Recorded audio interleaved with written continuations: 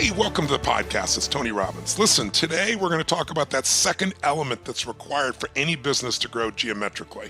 Do you recall what the two keys are? Number one, every business has to innovate. We've got to find a way to meet our clients' needs better than anyone else in the marketplace. But you can innovate and you can be in a position where you're ineffective in your marketing, because that's the second thing you got to do. You got to get people to want to do business with you. You got to get people to seek you out in a world where there is so much information coming at them. So how do you set yourself apart? And if you really think about it, every single business out there are many businesses I'm sure you've seen that have an inferior product or an inferior service to your own. But if they're doing more business, it's because they're better marketers. Now, the ideal is you're the best product because you're constantly innovating and you're the best marketer. That's something like an Apple, right? That's what they've done. They really deliver the best products, the best innovation, but they have phenomenal marketing. That's really our goal in this podcast, is to move you in that direction. And so to do that today, I've asked Anna York to interview Drew Neisser. Drew is brilliant. Many of you know him probably because he's the CEO of the renowned marketing firm Renegade. And he's going to talk to you about the skills, the mindset, and the tools that'll give you a winning marketing campaigns, and also what to avoid. Sometimes some of the mistakes can just take out your marketing so quickly. So his insights, I think you're going to find invaluable. Let's get right to the podcast. How do you capture the limited attention of your clients through marketing when they are constantly being bombarded with advertising? How do you compete with corporations that have seemingly unlimited resources? Through world-class marketing. World-class marketing comes from creating a unique selling proposition we call value-add marketing. You're literally adding value to your customers' lives. You do something, you teach them something, you give them something valuable that costs them nothing, then they look to you as the expert and want you to supply them with more information, more experience, and more products. So to help us explore what it takes to deliver world-class marketing, we have Drew Neisser, author, speaker, blogger, and founder and CEO of Renegade, a New York City-based social media and marketing agency that helps B2B and B2C clients cut through the BS and improve their marketing ROI. Drew, thanks for joining us today. Hey, I'm excited to be here. Thanks for having me. Great. In your book, The CMO's Periodic Table, A Renegade's Guide to Marketing, you highlight 64 intimate conversations you've had with marketing leaders at prominent companies. Were there any characteristics that these senior marketers had in common? It's really interesting when you talk to, first of all, the opportunity to talk to 64 really smart marketers, you can imagine is a wonderful thing for me. And I'm so grateful to all of them. But you're going to learn a lot. And the first thing you realize is that there is no such thing as a one-size-fits-all solution. The second thing you realize is that these folks have a methodology that could work wherever they go, but their individual problems require very specific solutions. And so one of the things I wanted to do in the book was to lay out a lot of different elements. If you can master all of these, then it's just a question of putting the right ones together. So now, to answer your question, I did see some common themes across these 64, and I'll use an acronym, CATS, because these are cool cats. And it stands for courageous, artistic, thoughtful, and scientific. And if you want, I can go through each of those just briefly and explain what those are. That would be great. So courage is something that you really find in the greatest marketers. They have the ability, I'm going to say sometimes to even bet the ranch. Sir Terry Leahy, who became a Sir after moving from the chief marketing officer to the CEO of Tesco, a huge food company, retail chain in England and the world. And at one point in his career as the CMO, he risked 20% of profits in order to set a loyalty program. That was a huge, huge risk, but he had the courage to do it. Similarly, Terry Funk Graham of Jack in the Box had the courage to do brilliant advertising, including a famous ad where she had a young man hallucinating at the drive-thru about 30 tacos. And of course, she ran into protesters, which she handled courageously by actually turning on the sprinklers at the headquarters, which dampened the protesters' enthusiasm. Literally, the protest never happened. So that's courage, is the ability to sort of understand what risks can be taken and the courage to take them. There's an artistic element to most of these successful folks, and the book is really about blending the art and the science. But the artistic ones have the ability to identify ideas and run with those ideas in a way that's pretty special. A quick example: Marty St. George of JetBlue had heard about what Carmageddon, which was in your neck of the woods when they were shutting down the San Diego freeway, and they decided to offer JetBlue offered free flights from LA to San Diego during what was supposed to be called Carmageddon, and it just got tremendous publicity for that. It was a wonderfully artistic one that was consistent with their brand. Yeah, and also, adding value to customers, like sort of foreseeing what their needs would be and then jumping to fill that need. Exactly, and that's a really artistic ability to do real-time marketing, as that is described is really as an art form. And yet you're right, and I'm a big believer in what you're talking about. I call it marketing as service, and it's one of the elements I describe. And that is in the next area, this area of thoughtful. What does it mean to be thoughtful as a marketer? They're not just thoughtful in terms of how they approach their job, but they're also thoughtful on a bigger where marketing fits in the broader social good. I mean, there's a number of people like Daniel Lebetsky, the founder of Kind, who's in the book and talks about the role that social purpose plays, not only inspiring him to do the kind thing, but he loves to do this. He does this in New York. He'll get on the subway. He'll see someone who had just shared a subway seat with someone else, and I'll hand him a couple of Kind bars and say, here, one for you and one for you to give to somebody else. Just a sort of nice little kind gesture. But there's a lot of thinking that goes into that kind of thoughtfulness. And then the last area is this scientific. One of the challenges that a lot of marketers face, particularly small businesses, they don't know where to spend the money. And so they spend it everywhere, and then they say, well, I don't know what's working. And more and more and more modern marketers are progressing and finding ways of measuring and creating measurable programs. And that's, again, that's an art form. But today, with so much digital opportunity, it's increasingly easy to measure. So for those small business owners who have limited resources, who are really overwhelmed with all of the opportunities available, not just today, the proven methods, but things that are coming just around the corner that they might read about or hear from somebody that it's the new hotness. How would a small business owner approach the decision making on what to invest time and energy and money into? It's a great question, and I think that the biggest mistake that I see, particularly with small businesses, is that they hear about a channel and they jump into the channel. Oh, there's social media. We better have a Facebook page. And what they don't have is a strategy, which is a problem because it's sort of that every road looks good if you don't know where you're going situation. So that I always step back and typically when you find a small business that isn't having success with their marketing, it's not because that they don't have, they're not smart about where they're spending it. It's because they haven't spent time figuring out why their brand is unique. Notice I didn't say the word better, because this isn't about better. This is about being unique. And you use the words, unique selling proposition. But I think it's deeper than that in the sense of why. Why are you doing it? What makes you unique? And it's not necessarily a wholly rational uniqueness the way, say, better ingredients, better pizza is for Papa John's. It can be emotional. I mean, one of the folks that I interviewed and really enjoyed was from Mary Kay Cosmetics. And you talk about a well-branded company who, in fact, the brand is in the hands of independent ambassadors. But those ambassadors, Mary Kay's commitment is to empowering women.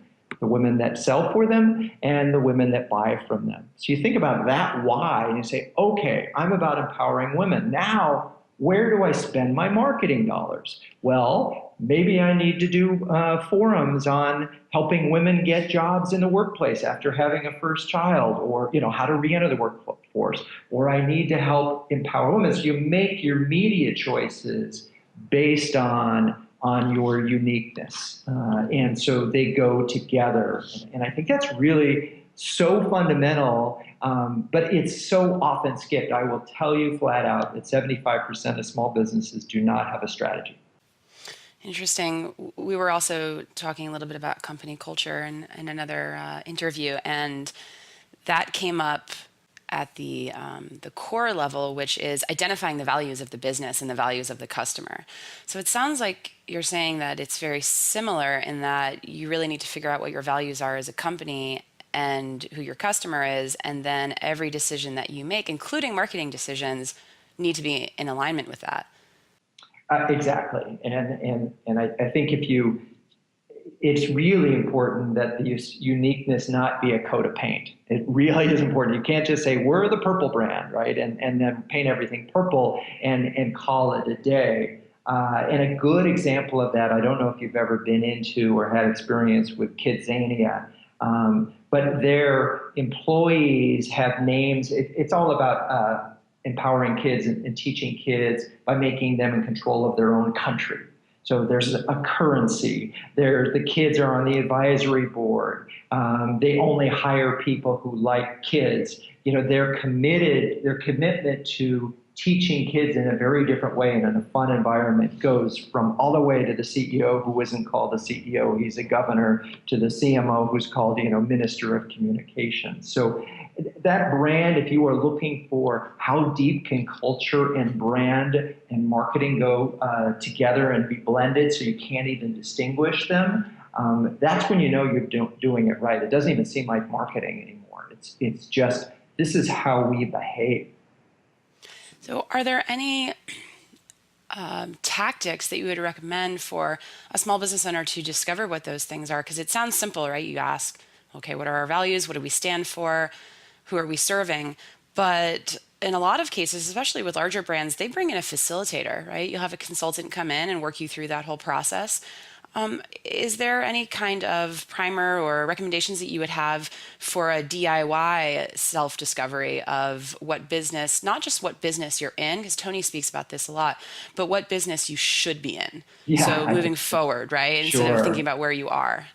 I think that small businesses have an opportunity every day to talk to their customers, and so often miss that opportunity because they're so concerned about trying to serve the next one. And the information is right there in front of them. And I think it's really important to say, not every customer is a good customer. So I want to figure out, who are my best customers and why are they happy with me? What is it about them? And spend time with them and find out what their passions are, because they may not be passionate about whatever your dry cleaning service, but they may be passionate about looking good, right? They may not be passionate about the water service, but they may be passionate about living a healthy life.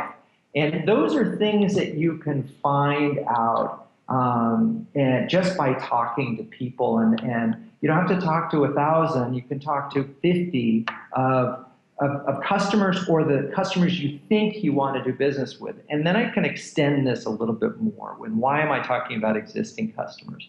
And why am I talking about not all customers are equal? If you look at marketing, the problem with marketing small businesses have is they see it as cost, right? How much do I spend? So let's back this into, how much is a customer worth to you, right? Lifetime value.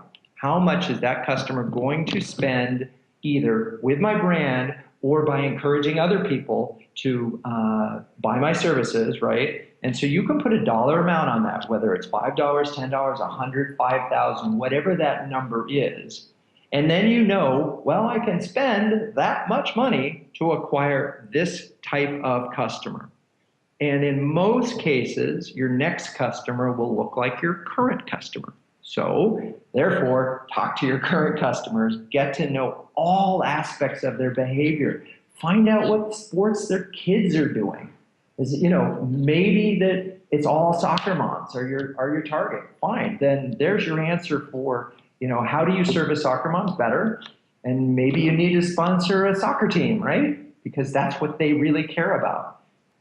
So it's primary research with your customers is there. And I'll tell you, the name Renegade for us came from one of our customers. Before we existed, we were a division of a large agency, and when somebody said, "Hey, you're those renegades over at Dentsu," and I said, "Damn right we are." We're going rogue. Right. That's who we are. That's what we do. And so anyway, I think that you don't need to talk to 1,000, you just need to talk to the right ones. And you just have to really get the earwax out and figure out, all right, how can I uniquely meet their needs and do it on a consistent basis? And how can I structure the organization in order to do that? If, for example, you're all about customer service, then you better hire people who like people, right? Yeah, that definitely makes Yeah, sense. So and go ahead. that actually brings me to a question I was going to ask about how do you equip yourself with the right tools to be able to serve the needs of those customers? Um, in other words, what behind the scenes competencies are key to a successful marketing team or campaign? So a lot of these small business owners are doing it themselves and they feel possibly intimidated by not having a skill set that they think, oh, maybe I'm not creative enough, or we don't have the resources, or I can't write copy, or there are a lot of things that I think they might be struggling with. So what are some of the basic ways that they can prepare themselves to be able to DIY it? I think one of the things that they can really think about, and this is a couple of chapters in the book, is networking with other small businesses. There isn't a challenge that they're facing that somebody just down the road hasn't probably addressed.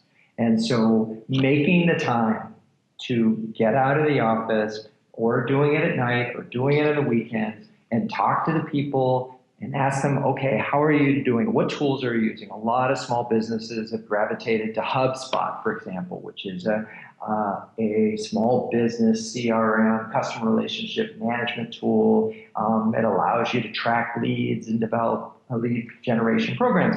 So before you jump to HubSpot, though, you can talk to 10 businesses in your neighborhood and say, what were the issues? How'd you do it? What resources did it require? And then how did you fulfill those? So I think the answers, for the most part, again, are right in their neighborhood.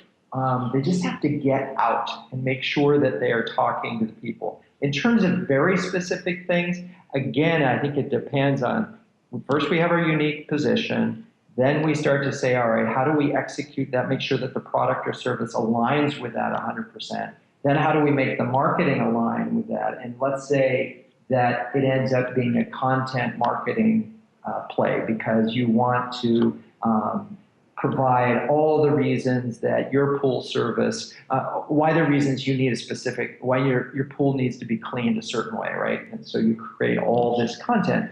Well, chances are you personally, because you're in this business, you know this stuff. You could probably, even if you're not a writer, you could write down a bunch of thoughts. And once you get your thoughts down, then you can find somebody. There are lots and lots of writers out there and services out there that can help you get this done pretty cheaply. So I think this is where you, in one of the chapters in my book, Tiny Budget, Julie Garlicott talks about how she sometimes outsources and insources, and she very strategically uses it. There are some things where it's just cheaper to go outside, and you kind of know what your strengths and weaknesses are. And if you don't know how to write, then you better get outside help with the writer. If you don't know how to use a CRM system, make sure you get one that's really easy. And then someone in the organization is assigned to go through the tutorials. Sure, that makes sense. Creating a custom solution based on your needs.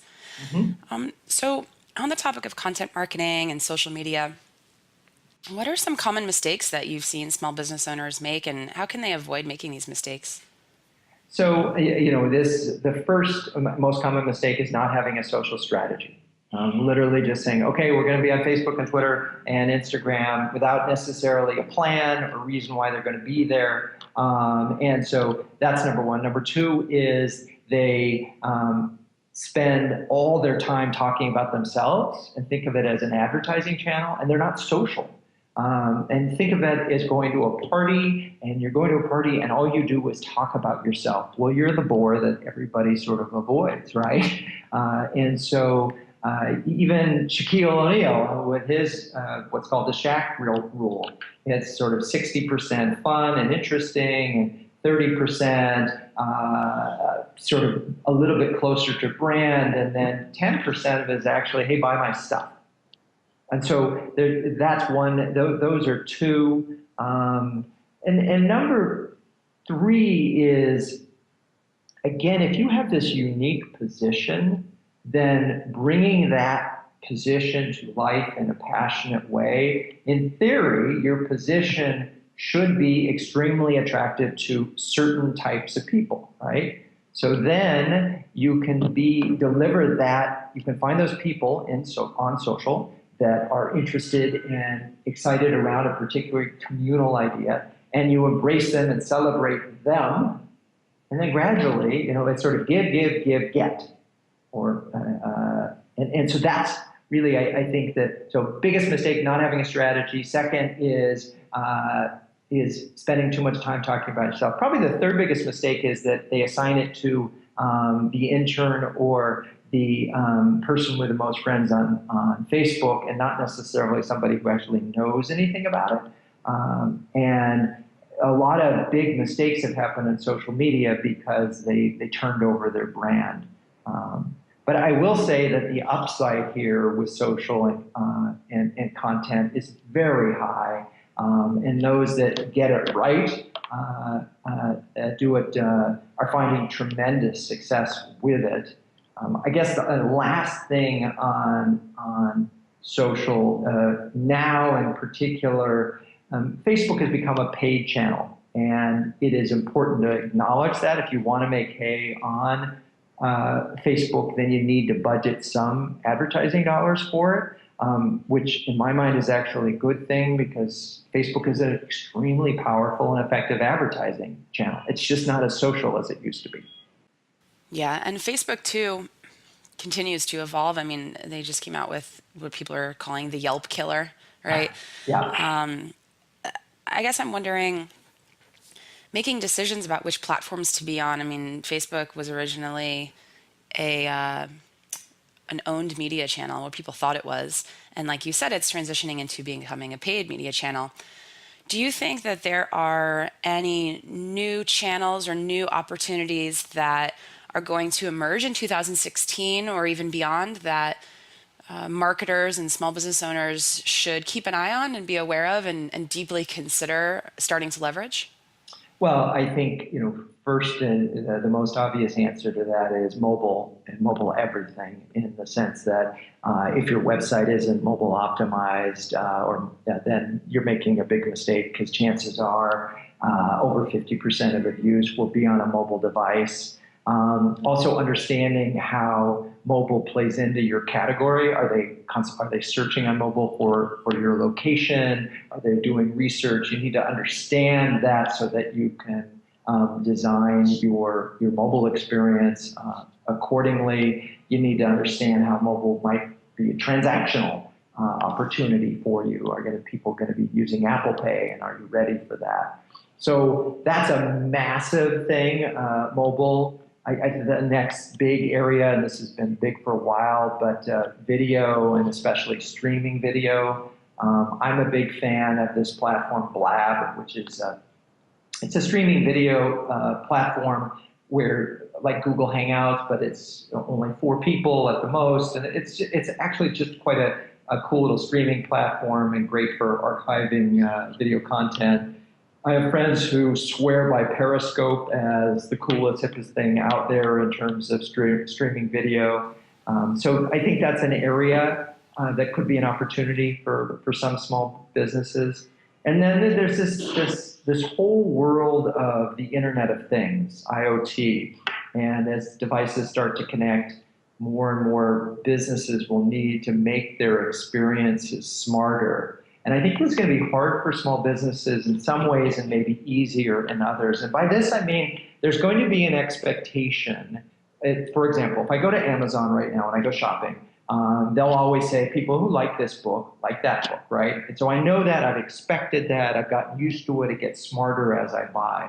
There's beginning to be an expectation that wherever I go on the web, someone's going to know nothing about me to deliver something intelligent. Well, this is happening now on an offline basis as well. So it's quite possible through beacon technology or Wi-Fi technology that you as a small business would know who this person is, There's facial recognition software that would know whether it's a male or female, so you can change your video display accordingly. There's lots of things like that that small businesses might say, oh, we can't do that, but this technology is going to become very accessible. So starting to think about how you fit into this Internet of Things is going to be important.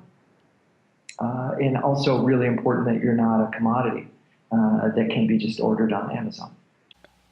Renegade's philosophy is marketing as service. Can you explain a little bit more about what that means and what that means for the company, the brand, and what that means for the customer? Absolutely. I love this. So I coined this expression, marketing as service, to be the opposite of marketing as message. And marketing as message is the dominant part of communication strategy. Most companies try to spend all their time thinking about what can they say? What's my message? And I wanted to turn that on its head by saying, what can we do, not what can we say? So we think in terms of do's, not saying. And those do's can be entertaining, they can be enlightening, they can be an experience, they can be content. There's a lot of wonderful ways of doing things, of turning marketing into a service. And I can give you a quintessential example of one that I'm really proud of that Renegade did several years ago for HSBC, the large global bank. And HSBC came to us and said, hey, we're this large global bank, but we have this world's local bank position. We want to put the New York and the local into our message. And also, we want people to understand that we have local knowledge. So we actually came up with a program called the HSBC Bank Cab. And the Bank Cab is a checker cab that's red and white and that drove around New York City and was free to HSBC customers. So it was a marketing that was a service. Now the twist that we did here was we did a search for the most knowledgeable cab driver in New York, which got literally 100 million PR impressions on a global basis because most people think of New York cabbies as not being knowledgeable these days. So we hired this guy, Johnny Morello. He drove this cab around New York City for 12 years, and people loved it. I mean, people who rode in the cab were twice as likely to recommend, 80% more likely to stay loyal to the bank. So it was a wonderful, long-lasting experience. It generated PR, it generated goodwill. It was a service that was marketing. Another example of marketing as service, and I cover this in the book in great detail, is American Express's approach to marketing. I know you've heard of Small Business Saturday and the Open Forum. They have many other examples of marketing as service. And their philosophy is that if they help small businesses grow, their business will grow right along with them. So you asked John Hayes, the CMO of American Express, can I point to revenue increases as a result directly of this program? No, but he can say we see it in a brand lift. We know that small business customers like Small Business Saturday. In fact, they've started a movement, in a way. And so this has informed everything that Renegade has been doing. That's why we got into social media so early and content marketing so early, because those are two great ways of being of service. And I think that if you think about social media as a service channel first, it will change your perspective on the posts that you do. As you start saying, oh, I could be in service here. How could I be helpful today? Well, that's marketing as service. Thanks for asking. Great. So were there any key takeaways from the book or from, some of your future thoughts on marketing that go beyond marketing, that sort of reach deeper into business philosophy? Yes, I mean, there are a number of things. I mean, one of the things that I think distinguishes successful businesses from the unsuccessful ones is that these folks are truly passionate about what they believe. I mean, they really are evangelists for for their business and the service or product that they provide. And I had an opportunity to talk to John Yembrick of NASA, and that's National Aerosonic Space Administration, and they have built a phenomenal social media presence based on the passion that John Yembrick and his partner have for science and astronomy. And they've done amazingly clever things. During Super Bowl Sunday, they did Supernova Sunday. And they've done a number of other things like that. But here's the ultimate measure that you can figure out. I succeeded on social when, and is Yembrick and the company were not allowed to post during the government shutdown. So he couldn't post, right? And he has millions of followers across all these channels. Well, the fans, once they heard that they couldn't post, took over the feeds. They were so dedicated to the feeds they did it. So you have to ask yourself, have we done such a good job with our content and with our social that our fans would actually miss it if we didn't provide it? And that, to me, that stems from a passion. And you can see that same passion, by the way, in GE. Go to their Pinterest boards and look at how excited they get about science. It's an amazing... The power of passion and optimism, and I saw this from all of the successful senior marketers that I talked to. Great. Well, thanks, Drew. Is there anything else you'd like to share with Tony's audience before we sign off?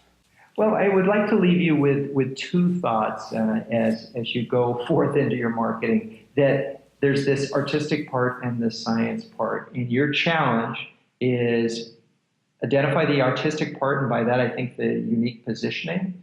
And the science part is your ability to manage, make your decisions on a test and learn basis. So you do something, you see what kind of results, as long as you're measuring the right things, you add another component, you measure that, and you keep going. Because what you don't want to do at the end of a year of your marketing is say, I have no clue what worked and what didn't.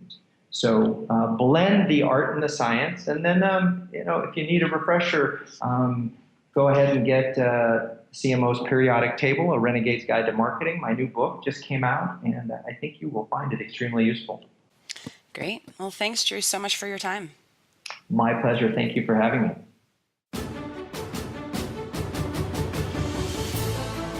Do you have the right mindset and skills to take your business to the next level?